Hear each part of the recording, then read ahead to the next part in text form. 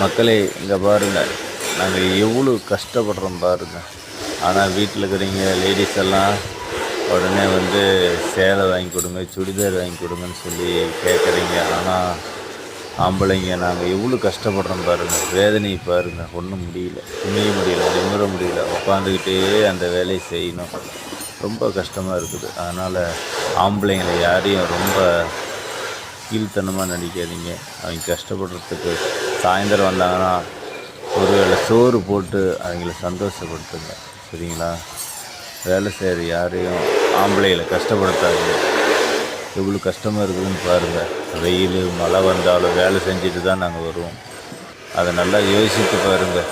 வேதனை ரொம்ப முடியல, ரொம்ப கஷ்டமாக இருக்குது. வேலை முடியல, குமிஞ்சிக்கிட்டே இருக்கணும். அவ்வளோ வேலை செய்கிறோம். அதெல்லாம் நினச்சி பாருங்கள். சரியா?